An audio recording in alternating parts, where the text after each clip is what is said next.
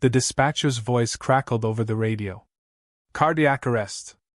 Male, mid-40s. Code blue.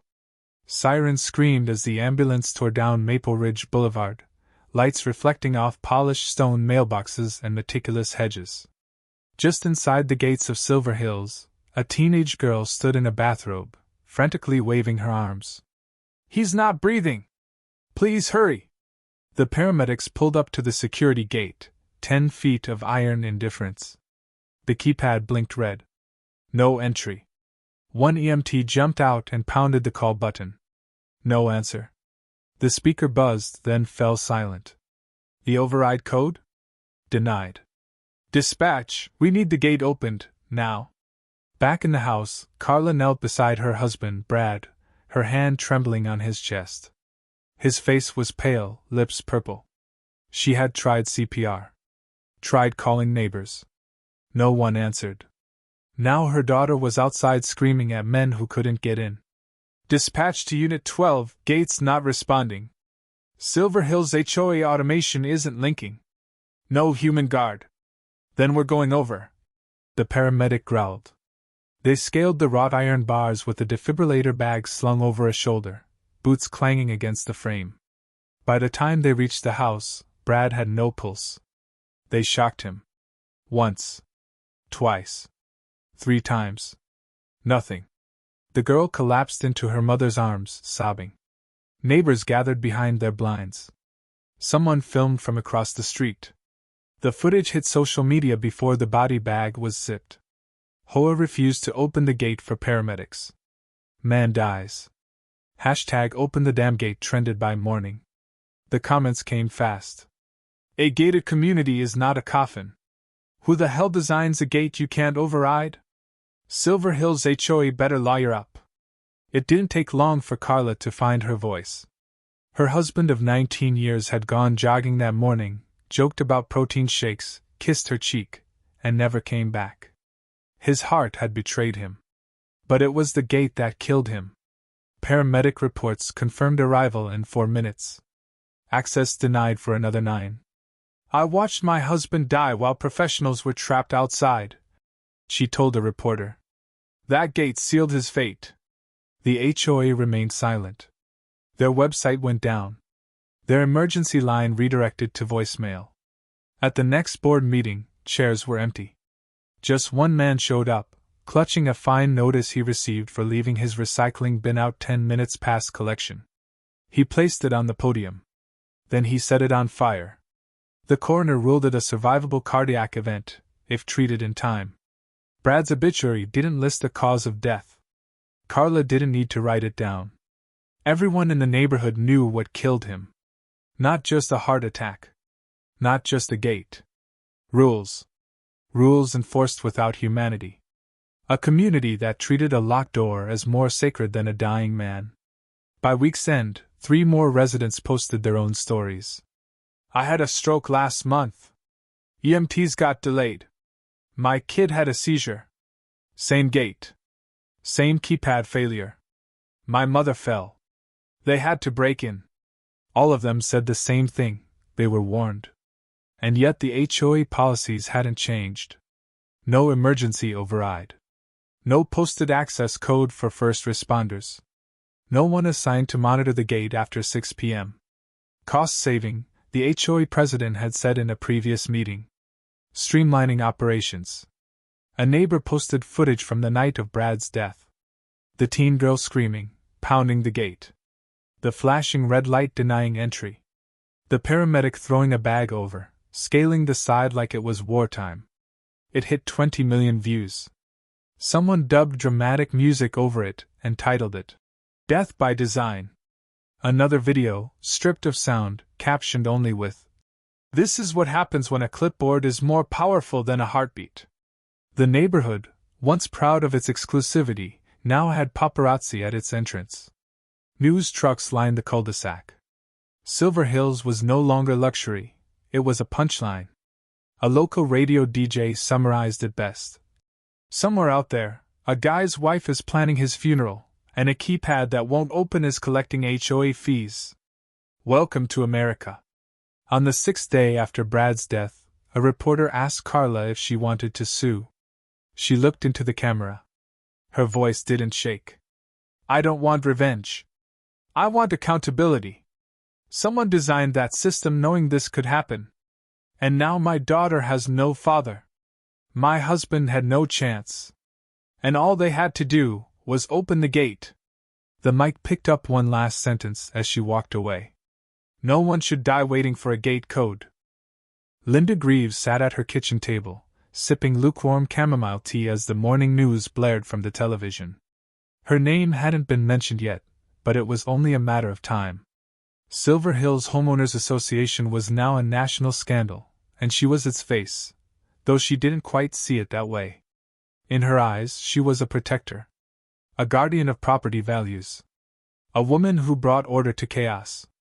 Before her, Silver Hills had been a mess. Front lawns cluttered with flamingos, people parking on the street, kids playing basketball after dark. It was uncivilized. Undignified. She had changed that. Linda liked rules. She liked that rules didn't argue. Didn't whine. Didn't cry about heart attacks and emergencies and human frailty. Rules just existed. Firm. Reliable. Fair. Her HOA reforms had been methodical. First, a ban on front yard decorations that weren't HOA approved. Then noise ordinances for non-holiday music after 7 p.m. Eventually, she spearheaded the removal of human security guards at the gate. They were too expensive, she claimed. Too unreliable. Automation was the future. The board voted yes. Of course they did. They always did. Most of them were just happy to have someone else do the work. Linda did the work. She read every line of the bylaws. She sent emails at 3 a.m. She issued fines like a printer. And when the security contractor warned about the emergency override system being spotty, well, she put that email in the pending review folder and never looked at it again. That man's death? Tragic. Unfortunate. But not her fault. Not technically. Linda walked into the HOA office that morning with her chin high. Her assistant, Debbie, looked up from her desk like she'd seen a ghost. You shouldn't be here, Debbie whispered. They're saying it's negligence. Where's the incident report? Linda cut in. I don't think we should be writing one without legal. Linda brushed past her and opened the file cabinet. No key. Someone had locked it. She turned jaw tight. This is still my office, she hissed. Until the board says otherwise. Debbie said nothing. Just looked down at her keyboard and pretended to type. Linda sat behind the glass desk and stared out at the community she had built. Perfectly trimmed hedges. Uniform mailboxes. Streets so clean you could eat off them. And now they wanted to tear it all down over one mistake. Her phone rang. Unknown number. She answered anyway. This is Linda. Mrs. Greaves, this is Channel 5 News. We'd like a statement. She hung up. Another call came in. This time, her husband. She didn't answer that one either. Instead, she opened her laptop and drafted an HOA-wide statement. It began. The tragic loss of Mr. Brad Emerson is deeply saddening. Silver Hills HOA is committed to the safety and well-being of all its residents. She paused. While initial reports suggest a delay in emergency access, it's important to remember that the community's automated gate system was implemented to reduce crime, ensure resident security, and align with the best practices of private community management. Yes. That sounded reasonable. Factual. Detached. Appropriate. She hit send. The backlash was instant. Comments flooded in. This woman has no soul. She watched a man die and issued a press release about crime stats. You can't automate compassion. Then came the petition. Remove Linda Greaves from HOA board, immediately. Within hours, it had over 1,000 signatures. From inside and outside the neighborhood. Linda walked out to retrieve her mail. A neighbor she had fined last month for leaving Halloween decorations up too long was watering his lawn. He stared at her. Didn't wave. just turned off the hose and walked back inside. A white envelope with red text sat in her mailbox. Notice of legal action, emergency access liability. She laughed. Out loud. A sharp, brittle sound. They're suing me? She muttered. For following the damn policy? Yes. Yes, they were. The HOA's insurance company called that evening. Due to the emerging situation and ongoing negligence claims, they were dropping coverage. Effective immediately. She dialed the board members. No one picked up. She left voicemails. We need to meet. This is serious. We need a united response. Silence. The next day, someone spray-painted, "Let him die, right?" on the front gate. Another person taped an obituary to the keypad. Linda called the police. Vandalism. Trespassing. They told her to calm down. You didn't exactly make friends, the officer said before hanging up. The board held a special meeting without her. She wasn't invited. Word got out that they were exploring removing her as president. She drafted a cease and desist. No one responded. 2 days later, a journalist leaked an internal HOA email dated 3 months before Brad's death. From Linda Greaves. Subject: Emergency access concerns. This is being blown out of proportion. We don't need to bend over for every hypothetical ambulance. If people followed the rules and kept healthy, maybe we wouldn't have emergencies. The internet erupted. She literally blamed heart attacks on not following HOA rules. She's one clipboard away from murder. Someone made t-shirts with her face and the words, "Rules first, lives later." They sold out. Her assistant quit. The board froze her admin access. The lawyer she'd used for years politely informed her he would not be representing her in any upcoming litigation. Conflict of interest, he said. Linda sat alone in her house. The same house she had fined others for not landscaping properly. The same house with perfect hedges and approved paint shades.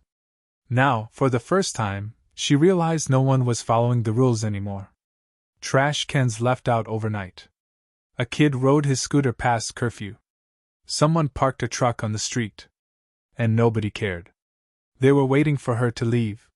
She closed the blinds and shut off the lights, wondering how long she could stay in a place where everyone knew her name and hated her for it. Carla stood in her living room, numb.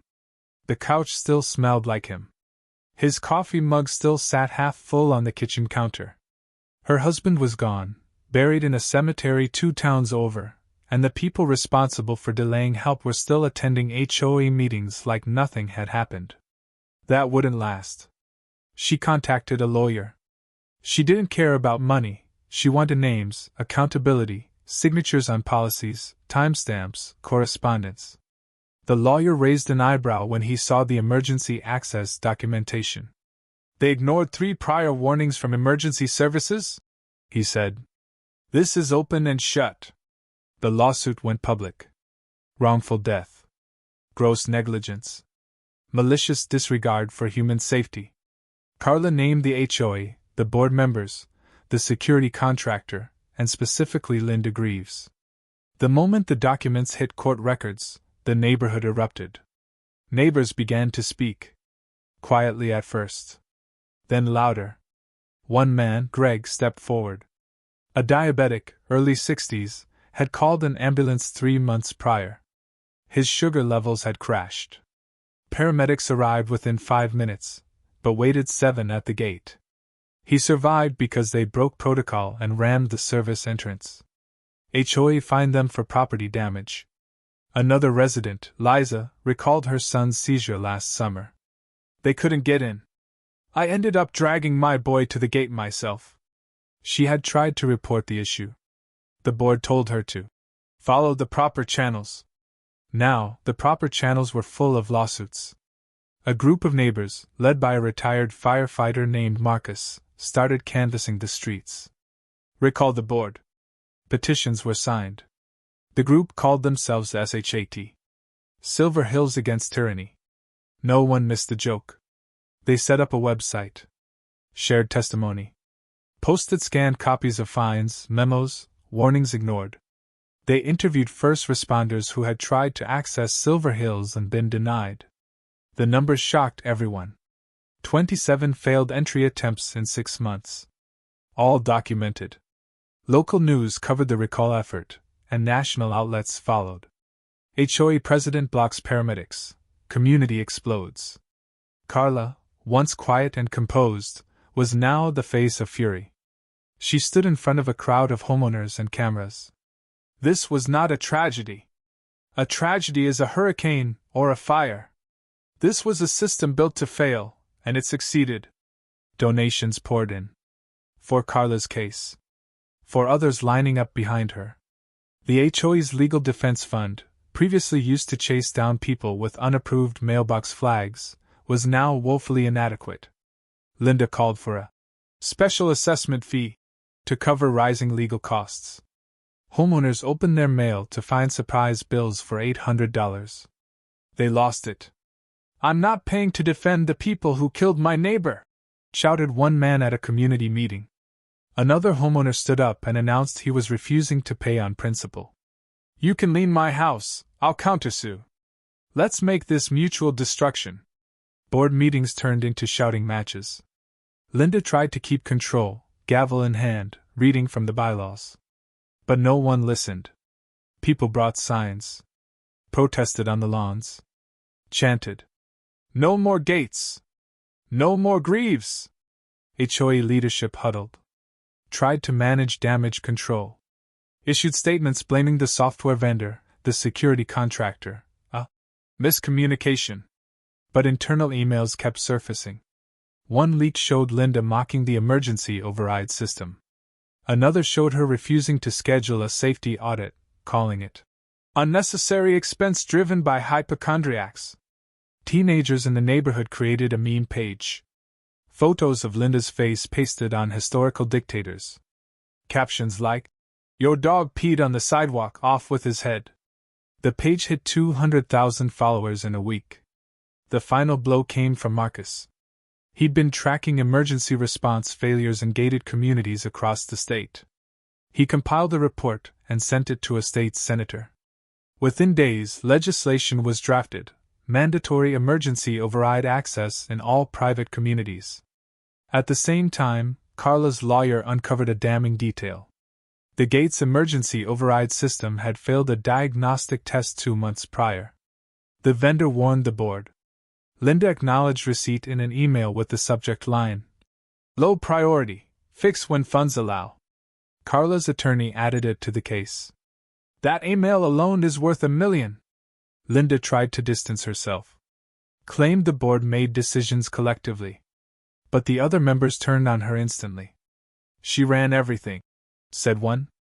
"We voted how she told us to. We thought she knew what she was doing." The community, once pristine, looked like a battleground. Protest flyers taped to mailboxes. Chalk messages on sidewalks. "R.I.P. Brad" scrawled at the entrance. HOA office egged twice in 1 week. Police filed reports but made no arrests. Local businesses started to cancel HOA members' regular appointments. A local dentist refused service to the treasurer. "I don't work on people who ignore dying men," he said before shutting the door. The HOA's insurance premiums tripled. The provider sent a notice of pending cancellation. Reputational risk and legal volatility too high to insure. The HOA was officially uninsurable. Carla drove past the gate every day, watching it stay shut. Watching delivery drivers get stuck. Watching fire trucks hesitate before deciding to cut around the back. One day she pulled over and asked the driver what he thought. He said, "This place is cursed." She agreed. The moment she turned onto her street, she saw it, every neighbor outside, signing a massive canvas banner. "We refuse to pay. We refuse to obey. Open the damn gate." She grabbed a marker and signed her name in thick, black ink. Linda's attorney sat across from her, face unreadable, hands folded. "They're coming for everything," he said flatly. "Personal liabilities on the table. The insurance dropped the HOA. You're exposed." She didn't speak. Her palms itched. She could feel the world closing in. Lawsuit papers stacked on her kitchen counter. A subpoena with her name in bold. Deposition date scheduled. The HOA's legal expenses had already drained their reserves, and that special assessment fee barely covered the first motion to dismiss. Residents weren't paying. Some were mailing the bills back torn into confetti. Her inbox was hell. Homeowners refusing to comply. Lawyers requesting discovery. Reporters sniffing for more dirt. And worst of all, silence from the board. The same people who had once smiled and nodded now ghosted her. Linda tried spinning the narrative. In a closed-door meeting, she told the HOA's counsel that she had been misled. The software vendors hadn't made the issues clear. She had trusted professionals. She did what was in the community's best interest. The lawyer just blinked. That email from you saying hypochondriacs don't get override codes is a problem. But that was sarcasm, she snapped. It's not funny in court. Then came the whistleblower. Debbie, her former assistant, had handed over meeting transcripts, emails, internal policy drafts. They showed that Linda had delayed multiple safety upgrades, twice citing budget optimization. One memo read, "It's not our job to enable people's poor planning. If someone can't manage their health, that's not on us." It made the front page. At the deposition, Linda wore a gray blazer and pearl earrings. Her voice trembled only once. But the questions cut deeper than she expected. Did you know the gate's emergency override had failed testing? Yes. And you prioritized streetlight replacements over repairing it? I believe. Please answer yes or no. Yes. Did you approve fines for first responders who damaged HOA property to reach residents? Yes. Did you call residents who raised concerns dramatic? I may have said something similar. And do you think your policies contributed to the death of Brad Emerson? Silence. I don't know. You don't know, or you don't want to say? Linda's lawyer objected. Too late. The clip hit the internet within the hour. She was trending again. Meanwhile, lawsuits multiplied. The diabetic man, the seizure victim's family, 3 more with delayed emergency cases. They filed separate actions. One attorney called it a class action floodgate. The HOA's official budget had no line item for the collapse of public image. They tried raising dues. People refused. They tried hiring a crisis PR firm. Too late. The firm declined after Googling the headlines. So Linda got desperate. She called an emergency board meeting, demanded emergency powers to settle lawsuits quietly. The board rejected her motion unanimously. This is mutiny, she snapped. This is accountability, one member said. She tried threatening them with legal action. One board member recorded the call. You want to sue me with HOA money? That's called embezzlement, Linda. By the end of the week, her house had been egged again. Someone left a mock gate keypad on her porch with a sticky note that read, "Try opening this when it's your turn to need help." Then came the liens. Dozens of homeowners had refused to pay the assessment. The HOA, under Linda's signature, had filed property liens in retaliation. It backfired spectacularly. A class action countersuit was filed. Fraud. Harassment. Emotional distress. Carla's lawyer piled it on. Your client not only delayed paramedics. She then tried to make the widow pay for her defense. The judge ordered a full financial audit of HOA operations. That's when the real horror started. Years of slush funds, undocumented contractor fees, inflated invoices, all under Linda's management. Checks written out to cash. Landscaping quotes twice market rate. Personal Amazon purchases billed to office supplies. The board panicked. A vote was held to remove Linda permanently. No debate. 6-0, she was ousted. Her access revoked. Her keycard deactivated. Her community email deleted. She learned about it from a neighbor, sarcastically congratulating her at the mailbox. Linda snapped. I built this community. I gave it standards. The neighbor stared coldly. You killed a man for the sake of a keypad. Your standards are poison. Linda locked herself in for days. Blinds closed. Porch untouched. Amazon delivery stolen. No one called. No one checked in. When her attorney called with the news that the HOA might fold entirely under bankruptcy protection, she didn't answer. Her name had become toxic. No firm would touch her. And still, she refused to admit fault. They're emotional. That's all this is, she muttered to herself. Hysteria. It'll pass. But it didn't. The court date was set. She'd be facing Carla directly. The local paper ran the headline. The gate was closed. Now the book will be thrown. Linda stopped going outside altogether. A notice appeared on her door: violation, unmowed lawn. A final cruel joke. She was violating the very standards she once enforced. And no one cared.